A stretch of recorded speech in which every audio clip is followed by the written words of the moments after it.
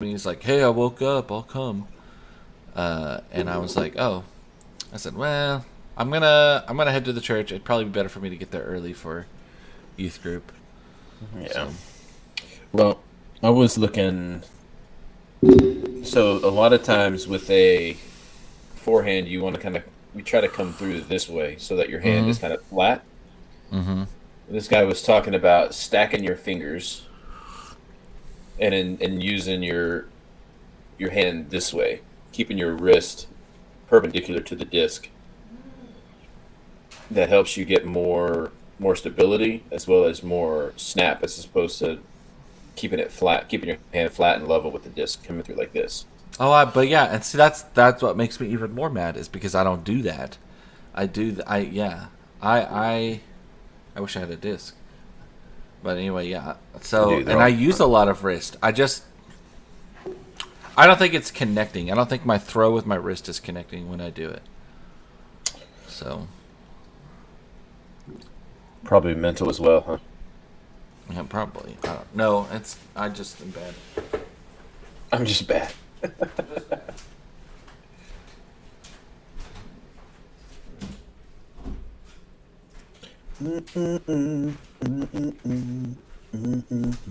Also, did not realize we were live, so that's cool.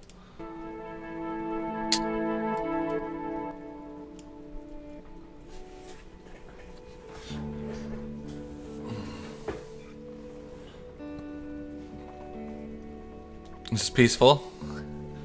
Welcome It's peaceful. to Behind the Beards, an interactive podcast journey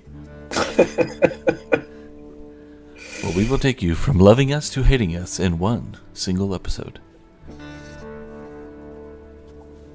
Oh, yeah. I feel like I'm in a. Join Josh Fowler, the preaching minister at Baton Rouge, Aaron Partlow, the youth minister at the Pine Tree Church of Christ, as they explore deep and intriguing topics and Such all the habits. things you need to know. Little ASMR.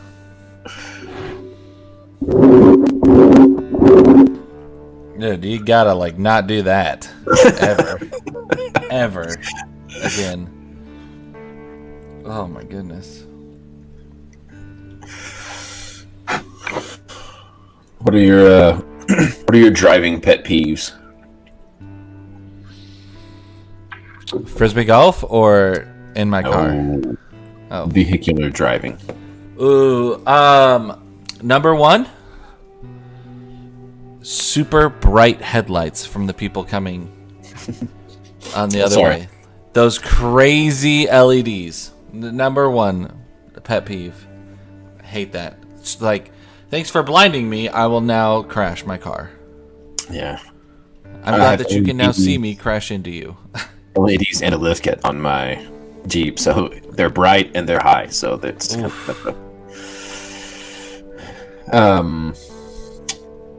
my number one pet peeve is somebody that doesn't keep a consistent speed on the highway. Oh yeah. You go to pass them, they speed up. You get in front of you and slow down, or that car that you pass like 14 times on a road trip. Keep your speed consistent.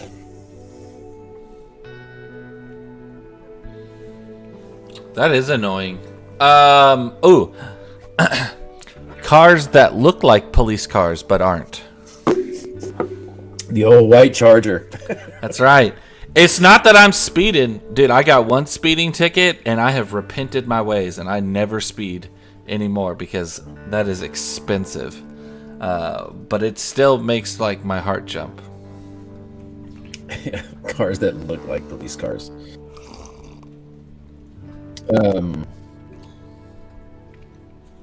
Slow drivers in the left lane. Josh is a speeder. This is too inconsistent, and the slow drivers in the left lane. Oh, I beat that. Semi trucks in the left lane ever. Semis need to have their own roadway system. They need to have a law that says you may never be in the left lane, ever. No reason for you to ever be over there. I don't care. So, this is on topic. We're out of time. I'm going to ask you, when do you merge? Right lane closed, 1 mile ahead. When do you merge? Last second possible. I got to get in front of everybody. No, I'm just kidding. I merge as soon as there's an opening. I merge. It doesn't matter if it's late or if it's early. Usually it's in front of a semi because they're awesome truck drivers and I love them, and they let like everybody in. They have all the grace and mercy. I love it. There's a good sermon there, but you think they do that on purpose? I think it's because they're in low gear and they don't want to shift up, so they're just going to go the same speed. The only proper way to merge is the zipper merge at the point of merging. It's the only proper way. Yeah. If you're getting over early, all you're doing is creating more traffic in the left lane. So you should use both lanes until the merge point and then zipper in and go. Everybody's life would be easier. It's true. So I do. I stay there. And it's not about getting in front of everybody. It's just about... Gotta be the change in the world you want to see. That's right. Be the change. Last thing, I love my wife to death, but anytime she grabs that handle, or anytime I'm gonna pull out and she goes, "Woo!" and like even though the car's like miles away, and it's like, come on, don't do that. They're stopping. Don't do that. Don't do that. Yeah, red lights. Yes, yeah. I know. I'm driving. You just woke up. Heather always puts a hand on the door panel. One on the door panel and one on the glove box. She's like, ooh.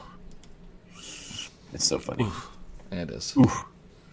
I don't know. It's crazy stuff. Heather is one of those that as soon as she sees right lane closed ahead, she's over. And she'll just wait. Like, ooh. Till we're all growing a beard. A man's face should never be bare. We just want some facial hair.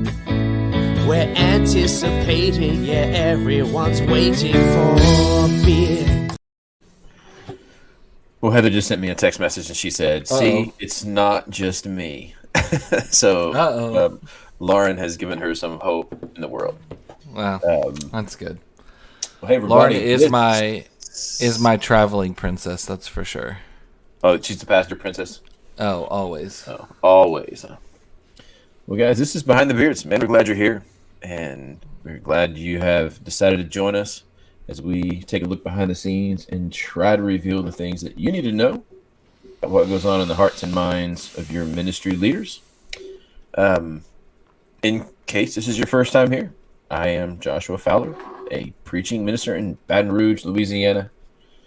Aaron Partlow is a youth minister in Longview, Texas. We're here to answer all the questions that you've ever had about the people that lead your churches. Yeah, maybe not, but hey, it sounded good. We'll do our best. I'm looking for the plug-in from my computer because it came unplugged, and it is not charging. What's going on, man? What's new in your world? Well, I woke up and yesterday was cold and it was beautiful and it was sunny and it was nice. Sam came home. He played outside. He's like, "It's a beautiful day, Dad. I just got to play outside," which always makes you feel good as a parent when your child chooses to play outside because it's a nice day. We had some good stick sword battles. We defeated the warriors of the trees. So they are no longer a problem. But then I woke up today, and now it's cold and overcast, and it's rainy. So, luckily, I have a lot of reading that I need to get done today. So I'm going to be, when we're wrapping up the podcast, I'm going to be moving into the kitchen to my wife's spot, which she always claims. And I'm going to put my feet up, and I'm going to crack my book, and I'm going to start chowing down on some literature. What's the book? That's a good question. That's a good question. You haven't decided on the book yet? I do. It's in my backpack. I just got it yesterday from our preaching minister, Jody Garner, and but I don't remember the title of it off the top of my head. Oh, I see. Well, very good. It's cool, man. We got news, I guess. We can go ahead and share. It's kind of all official now, but we're going to be making a move to Longview here in about a month. Hey-o. Kind of exciting. That's exciting. We've kind of been in this place of transition, but kids are kind of up that area. Heather's family is that area. Let's not go Christmas here. Wrong holiday. Closer to my family and everything, and we're going to be the new family connections minister right there in your hometown, home church. So we're really excited about that. It's kind of one of those things. It's really hard. Like it really is the epitome of something that's bittersweet because you're leaving friends and family and good work. But you also are really looking forward to. I'm looking forward to being able to work with Aaron Partlow for the first time. Somebody said today, "Oh, you guys are going to work together again." I'm like, "Again? We've never worked together. Never." Nobody has ever said those words either, so that's pretty cool. No. Excited to work with Aaron. Good staff there at Pine Tree, and they really are. I was talking with you about this today. Like, I really we had our staff meeting yesterday, and I just man, at the end of it, I was like, man, I really enjoy these people I work with here at this church. Like, they all have a heart for Jesus. They all want to see His kingdom expand, and we all want to do whatever we can to help each other to succeed in our ministries. So we're excited to have Josh come join us at Pine Tree. Yeah, March 15th is my start date there, so that'll be good. It's a good time to start. Is that when you started? That's when we started. Our first Sunday was March 14th a couple of years ago. That's Lauren's birthday. Well, that's fantastic. You'll never forget your start date. I never will.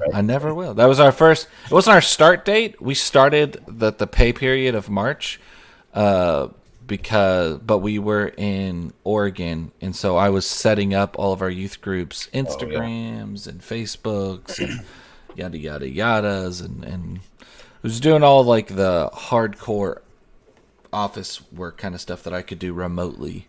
But our first official Sunday there was the 14th. I remember it well. Yeah. I probably should have checked with made sure Heather knew I was going to actually say that on the air, just in case, but yeah, it's out there now. Our two viewers are really... That's right. They are tuned in, man. What a shocker. No, I'm really excited.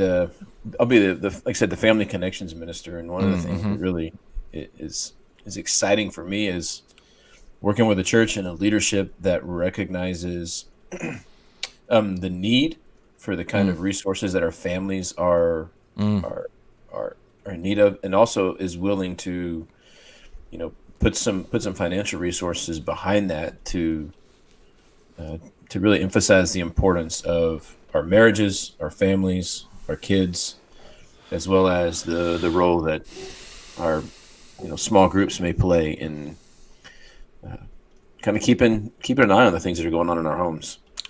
What are two things you're excited for and two things you're nervous for in the transition? The life, I mean, it's a big transition from being, the preaching pulpit minister to family connections. Those are two very different focal points. This is straight off the cuff. This isn't even on the notes. Yeah, we're in the mountains, baby. I'm gonna take advantage of this. I'm excited. I'm excited for the work. I really am. I see the value and the immediate payoff that comes from just having someone. Look, I mean, the people there at Pine Tree are already doing an amazing job. They just need someone to come in and to give some structure and some backing to some of the things that are already in place, so that we can go from just having this be a ministry that's in place to a ministry that's actually producing fruit. Because they're already working, they're already doing some things, and having someone come in to just be that resource that says, let me pour gasoline on this fire so we can really make it move forward. And so not having to start from the ground up, like we kind of talked about last week, and just being able to come in and use some of the resources that are already in place in an efficient, effective way. It's really exciting, and it's good, noble work. I'm excited about working with a staff. I've never worked with a staff of people. In Kansas we had a preacher, but it was just kind of the preacher and me, and my work was really somewhere else, and we didn't have a really close working relationship because the jobs we were doing were just far apart. Right. And so being with a group of people that are together as a staff moving forward, and really having that ability to work as a team is that's exciting for me. I'm also nervous about that because I've never had to work with a team before, and I've always been able to do whatever I want, how I want. And so, that makes me a little nervous. I'm not nervous about stepping away from preaching. I'm really not. And I thought I would be. Mm-hmm. I thought that would be something that would really be hard for me to kind of wrap my head around. Yeah. But seeing how God has worked, in our family over the last 7, 8, 9 years, and how perfectly it folds into what the elders at Pine Tree have asked for, it just gives me a real sense of peace there, of knowing that is wild. That you've done a lot of it's weird. Over the last couple of years, you've done a lot of certificate training and marriage counseling and a whole bunch of this kind of stuff where I was it felt like it was out of the blue when you would be yeah, man, I'm doing this, and I'm okay, cool. Why? That's fun. And I was why are you building, why? And so when this opportunity it was just really cool to be oh, you know what, Josh kind of seems to have this passion or has some background in this area, and some willingness to want to learn and grow even more in this area, and that kind of stuff. So that's cool. It's not very often that you get to talk with somebody in their transition period. So I remember it was awkward and it was weird for me, and we had a lot of good conversations here on the podcast when I was transitioning from Topeka to Longview. I fondly remember those episodes going, and he is youth minister in transit, or something like that. And that was interesting, because it is a grieving process. It's weird. It's a weird feeling. Church, I guess this is what I want our audience to understand and know, is that some part of you wants to go, yeah, it's exciting, a new job, a new church, a new location, new people, all this kind of stuff. But I don't know, for me, ministry, I'm so intertwined with the people, with those teenagers, with their parents, with those elders, with the staff or other people I'm working with people in the community. It becomes so much of your home. Mm-hmm. That there's there's a part of you that's really excited, but there's a part of you that's really sad, and it's hard sometimes to really wrestle with that and the proper response and the proper emotions, because you don't want to burn bridges you're leaving, and whether that's anger or whether that's just being rude and being yo, I'm out, so it don't matter, kind of a thing. And so often our transitions come because either the minister or the church has decided you're just not really effective anymore. Yeah. And so it's not it's a difficult transition because of that. And so to be in a place where it's not that way, we're just looking and saying, look, I really think what God called us to do here has been done. Mm-hmm. And I think he set something else in front of us that he's prepared us for. Mm-hmm. And it's just time for the next step, both for the church and for us. And I think when you can do that, unfortunately, it's kind of rare because either the minister overstays their welcome or the church kind of just decides we don't want to go through that process. Right. So you end up just sticking it out until the bitter end, and it is kind of a bitter end. Mm-hmm. And so to be in a place where you can really move forward with some really deep and true feelings about the church you're leaving as well as the church you're going to, Well, I don't ever think there's like, I don't ever personally, and we might disagree. I don't know. I don't ever think that every scenario is super cookie cutter. No, you're right. And things like that. So I think like every scenario is different. And for me personally, I think this is where like we do ourselves injustice in the church a lot of times, in like corporate church and like how we work and how we hire ministers, how we let ministers go and all that kind of like good stuff, or fire ministers, I'll say it. Like we tend to like try to cookie cutter everything. And I don't think that's the way that we should approach any minister job or ministry or anything like that is cookie cutter. We talked about it a ton last week.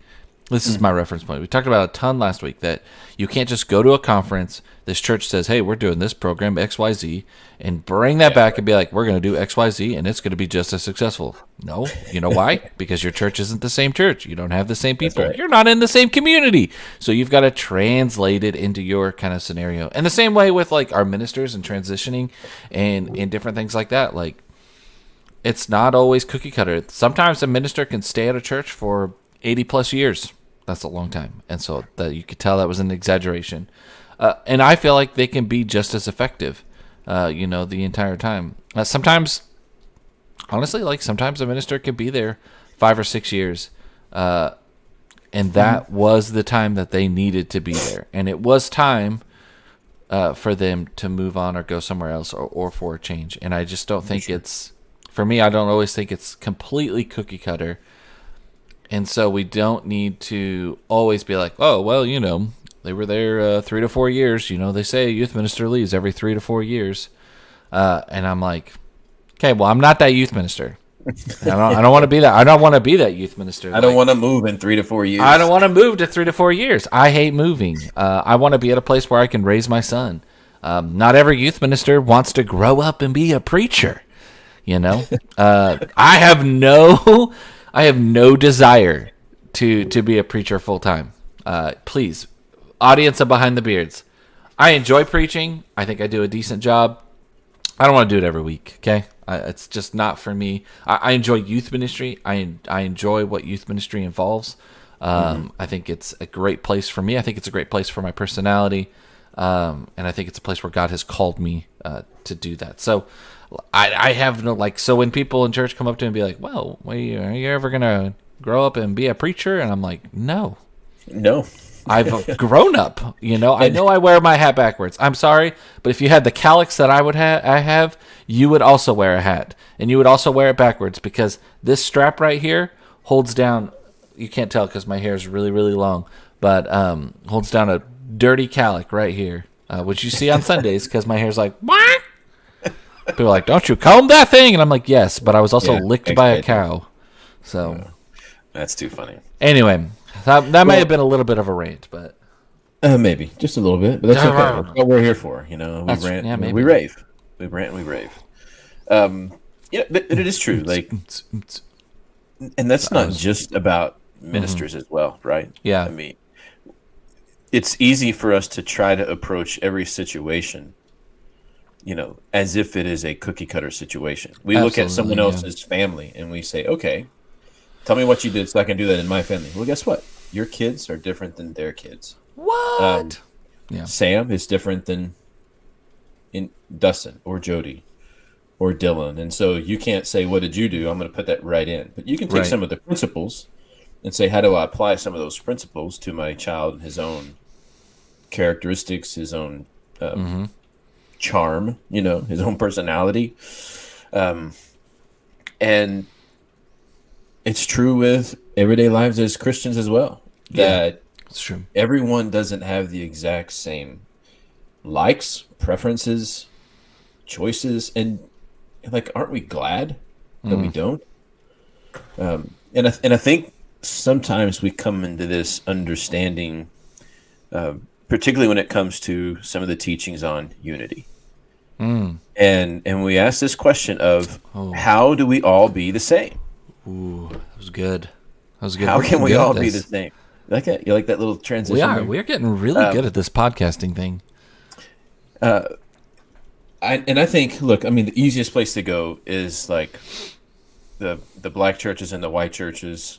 Someone once said that the church is more segregated on Sunday morning than in any other time in the week. But the truth is, there are cultural differences in the way that people do church. And when we think about unity between those two groups, I don't know about you, but other people say, well, here's what we do. You compromise some, I'm going to compromise some, and we're going to meet in the middle so that we can be the same. That's not unity. Right. That's uniformity. That is trying to make everyone the same. And I think that is where so much of our difficulty has come in when it comes to striving for unity, is we've misunderstood what it means to be united. What does being united mean, for you? When you talk about unity, what does that mean for you? For me, it means like, hey, we have like the same end goal, or like when I always think about this context, I always think about like a church staff, and I guess like I had a good mentor, and we talk about him quite a bit, and we should probably have him on the podcast at some point. But Terry Kitson is a dear friend to me. Love that man to death, and he like instilled with me, like, even if we don't see eye to eye, like, we're still going to be unified. Like, we have to present a unified front. If we make a decision, and even though I voted against it, then the decision still went through. Like, we made that decision, and I'm going to support that decision, because even though I don't support that, like, even though I don't agree with it, like, I support those people that are in that room and around that. So for me, like, it's all about, like, it's about going towards this end goal, and being unified, like, in that kind of a moment. I don't know if I made complete sense, but I also think of like a youth group. Like, a youth group is so completely different, and you've got kids from all different walks of life, all different home lives that are meeting in a room. And yet, when we come to youth group, you see some really beautiful things. You see some kids who would probably never interact at school go, "Hey, come join our small group," Right. Or the kid who would be terrified to talk to these kids at school walks up and says, "Can I join your group?" And like, those kids go, "Absolutely." I saw that Sunday night. We did like small groups with our youth group, and and man, that's the stuff.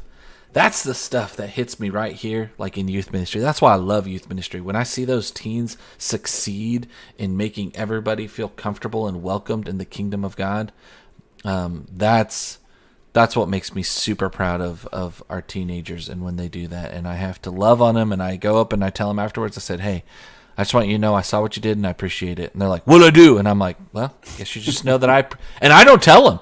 When they do that, they're like, "What'd I do?" I'm like, "I'm not telling you. I just want you to know that I saw it and I appreciate it." And they're like, but they're unified. They're unified because their end goal is to learn more about Jesus and things like that.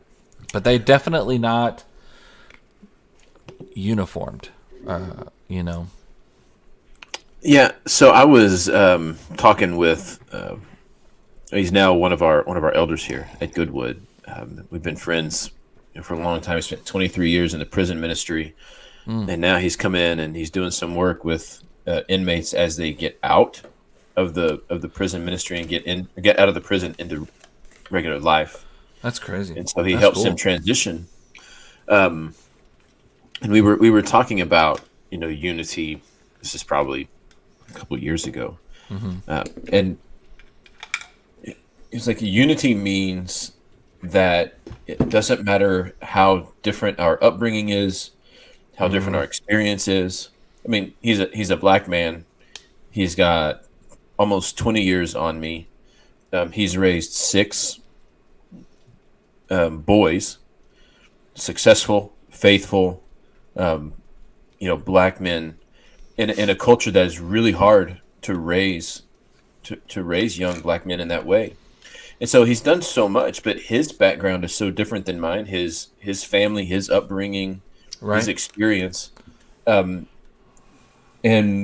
we can look at one another, and we can see all of those differences, and then we can we can embrace one another, and we can turn, and shoulder to shoulder we can walk forward on the same path, like you said, seeking the same goal.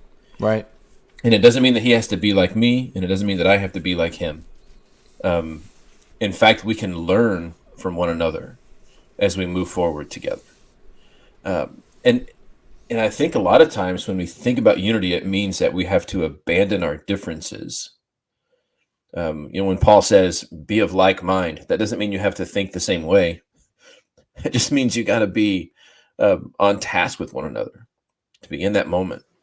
So I think that's where we need to get to. And it's necessary for not just the culture and the community that we're in to be able to see that kind of vision and that kind of movement.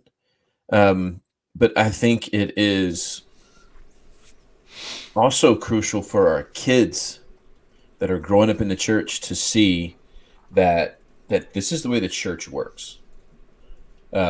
Because when the people in the church, those people that have gone on before, are saying one thing and preaching one thing, but acting in their lives in a different way. Oh yeah. That becomes a big issue for the next generation that's coming up, because they're going to ask that question. Huge. Right? Huge. They're going to ask that question that says, okay, so mom and dad, you say church is really important to us, but every time Johnny has a conflict with church takes a back seat. Or anytime there is this conflict, it's something's not adding up. So what do I believe? Do I believe action, or do I believe what you've said? Yeah. That's true in families. That's true in churches. We see that, and that's what we need to do to continue to teach our younger generation. This is how we walk this line, This reminds me of the phrase that Josh and I constantly call each other and talk about. We're accountability partners. I would say that. Sometimes I call Josh and I'm like, hey, talk me off the ledge here, buddy. This is what I need you to do. I need you to talk me through this. Or, hey, I need to vent to you. Or, hey, I need you to be supportive. And I've been honest with him, and he's been honest with me. But sometimes, we'll come and I'll be like, man, I'm wrestling right now because all I've got to do is practice what we preach and teach. And I'm struggling to practice what we preach and teach constantly. And so with our youth and with our teenagers, it is huge for them to see you practice what you preach and teach. They are listening to what's being said Sunday morning from the pulpit. They are listening to what's being said in their youth ministry classes or whatever it is. They're listening, and they are looking at you to practice what you preach. You ready? Older audience, you're gonna be mad at me. On social media, they're watching every phrase, every share, everything you say, everything you do, every comment that you might make at the Walmart. When you're like, oh man, I gotta always check myself out, and no, there's never any attendant, or I tell my teens this all the time, that Sunday afternoon, when your service is a little bit slow and you're getting kind of frustrated at the waitress after just being like, praise Jesus, praise God, give me mercy and grace, and then you go to a restaurant and you're like, this is ridiculous. I've waited an hour for my food, and it's like, yeah, but you've had an hour of good conversation with 12 sodas. So I don't know. You got your $2.59 worth or $2.95 worth. Yeah, be thankful, be happy. But so people see that. People around the world see that. And we have a generation that's coming up. And this is the actual point that I was trying to get to. I've just been taking a walkabout to get there. Phil Brookman brought out a really good point at Winterfest, and he told us that our teens, they're going to get to an age very shortly where the world is going to say, pick a side. Mm-hmm. The world is going to say, pick a side, and we're going to make you fight each other. It might be your dad, it might be your grandpa, it might be your grandma, it might be somebody, but you're going to have to pick a side. And that's the way the political world is, right? And everything is so polarized. Everything is so politically has strings to it now. And our kids are getting to an age where, where the world is giving them something that they have to pick and choose a side. And we pray and we hope that they choose Jesus over any of those sides, right? But look at this poll.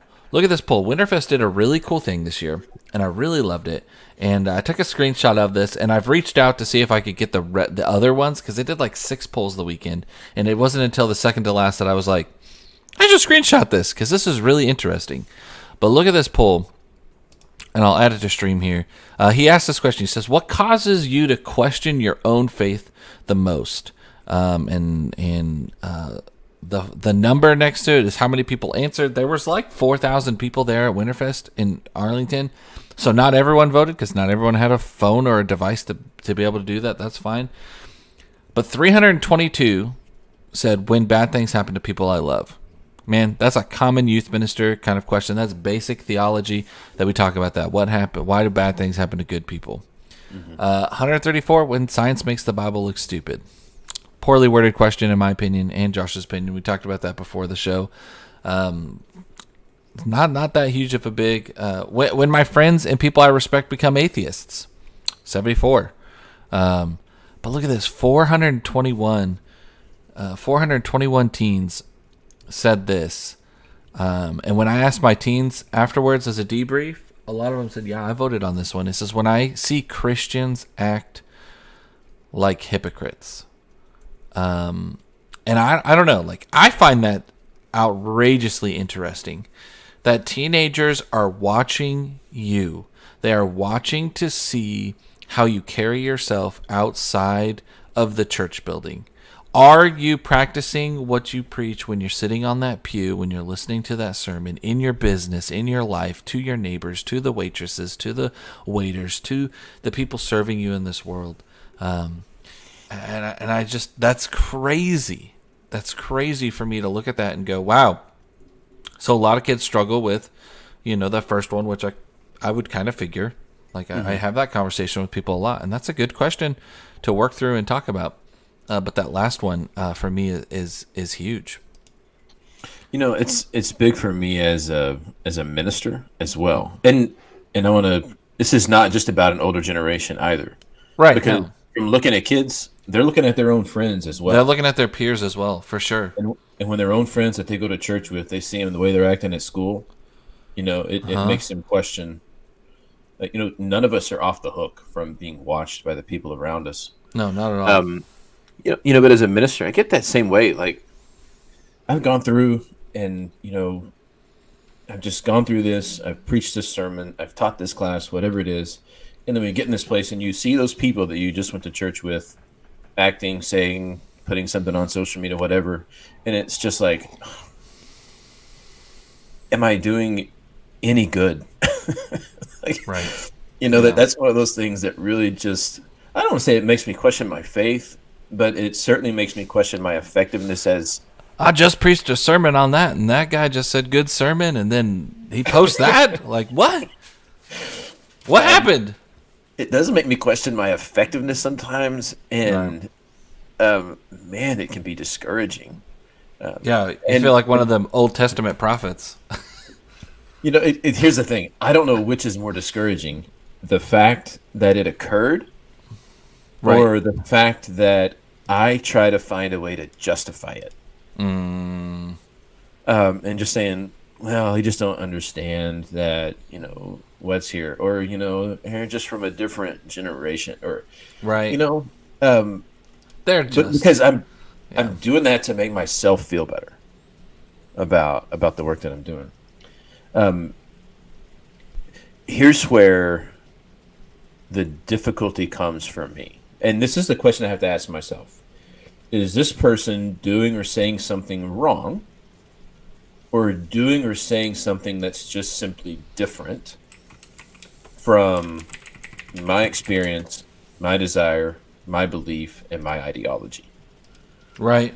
And I think this is where it kind of comes back around to unity and not uniformity. Is if we are in a place of unity, then we are going to find people that are doing, acting, speaking differently than we do. And then you have to have that real spirit of discernment that says, okay, that was out of left field. Is it out of left field because it's wrong, or is it out of left field just because it's different from me? And I think that's where this comes back into understanding what it means to be united. And we're not talking about. We have to discern the difference between sinful behavior, ungodly behavior, unchristian behavior. Yeah. And you hold a different view than I do. Yeah. And I think as even in our Christian circles, we have often conflated those two. Yeah. Absolutely. Whatever was coming next just like flew the coop. So, yeah. Maybe it's a good thing. Maybe I was not maybe it was to say it. This is true, like from the smallest of the things to the biggest things. There are I want to hammer that real quick. This goes just as far into like intergenerational ministry. You know, there's no uniformity there, but there's a unitedness when you have you have teens serving older adults. You have older adults who are serving teenagers and teaching and mentoring, and you have teenagers who are teaching your children's ed class with older adults and things like that. Like those are beautiful things where you don't see uniformity, but you see people united for the same cause, and that is just as important and as it being outside of the church building as well, and things like that. And that's my point that I would like to hammer home this week is this idea that like Jesus calls us to unity, but he doesn't call us to uniformity. And man, we can use that as a poor excuse to have some bad theology and be like, oh well, we're not united, or we're not uniformity in how we see that. But what that's really talking about is how God made us different and yet called us all to serve him. Right? Yeah. Like he made us different, but he all called us to submit to him. And so we all submit to Jesus, but we're all very differently made. Yeah, and if you want to take this from like it's going to be trivial to you. It's not going to be trivial to me. Right. Let's take football, for example. No, it's trivial. It is not trivial. Football has played I don't know why. I really don't know. It probably just happens because I was raised in West Texas, and football has been a part of my culture and upbringing from high school football, everything shut down for Friday nights. College football was important. My granddaddy was a Dallas Cowboys fan. God. And was always getting me all kinds of different stuff. And so we called him Dandy Don in honor of Dandy Don Meredith, the great Cowboys quarterback. So it's just always been a part, and it plays such a key part of my own life. Mm-hmm. I don't know if you guys know this or not, but it does not play that same role in Aaron's life. In fact, when I start talking about football, you might actually see Aaron's eyes gloss over just a little bit. I do wince in sermons when people are like, "in football," and I'm like, I don't know why. I don't. Let's do a disclaimer, and then we'll jump back to Josh. I enjoy watching football. I enjoy if you watch football at your house and you're into it and you invite me over, man, I will be a fan, and I enjoy watching it. It's not something that I will be like, oh Lord, the Chiefs game's on, I've got to watch it. But if somebody's like, hey, you want to come watch the Chiefs games? I'm like, yeah, let's do it. That's awesome. I'm excited. All right, back to Josh. Because you like being around people. I do. And you like participating in life with people. I do. If it means you have to endure a football game with them, you're going to go watch a football game with them. Because that's what they like to do. Because that's what it means to live for unity. I am not really a gamer. But, when we first started, out as friends, you were telling me about Dota. And I think we sat in the student center one time and we watched the International. I watched people streaming video games. That's right, man. Which I don't do. Esports, huge. And you know what I did? I went home and I watched some on my own. Why? So that when I came back the next day, you and I could have a conversation. And I was like, dude, They sold out Key Arena in Seattle for this thing. That's That's crazy. nuts. I learned a little bit about the game. Have I ever played it? No, I have not. But so that I could have some way of having a conversation with you, you start learning about those things. Those are trivial matters, right? Right. I mean, they really are. These are just slights, but it shows the way that we can be very, very different people. Mm-hmm. And I don't have to sacrifice my uniqueness for the sake of unity. And I don't have to ask anyone else to sacrifice that for the sake of unity either, because that's uniformity. And God is not after uniformity. If he wanted uniformity, he would have made us all the same. Yeah. Well, he would have taken away our free will. And Or he would never, sorry, he would never have given us free will. Right. So you take that from one of these hobbies kind of things that we look at, and you begin to add the layers of importance of those different decisions. And it does begin to get complex when you get to the crucial matters of our faith, especially. But the truth is, we have to ask that question: how do we stand in our differences, and then go shoulder to shoulder as we move forward together? And how do we overlook those things that make us unique? Our own way of processing the way life has come, our own way of interpreting Scripture sometimes. I mean, you and I have looked at the same Scripture and both come away with very different understandings of what that means. No. Jesus wept is one of them. Yeah. I'm just kidding. I was like, really? I don't remember that conversation. Yeah. And so we have to find these ways of moving forward in a positive way as we seek unity. Powerful stuff today. Interesting stuff today. A lot of stuff to chew on today. What's the difference between unity and uniformity? I don't know. I don't feel like there's a whole lot more to kind of talk about that. Actually, that's a lie. I feel like there's a ton that we could actually talk about that. But I think we've done a good job this morning covering that and talking through some of that. But we want to appreciate something from y'all. We appreciate y'all being here today. That came out terribly. We're gonna edit that. Beep. Okay. Hey, we appreciate y'all being here today for this episode. We may not be uniformed in our episodes, but we are united because this entire podcast is dedicated to uplifting God's church, and I really want people to understand it and know that Josh and I will never come on here, and you can trust us, and we pray that you keep us accountable as well. That we are not church bashers. We're not going to bash your ministry team. We're not going to bash elders. We're not going to bash members or anything like that. We want to uplift God's church because we love God's church. We really do. And it's flawed, and we're flawed.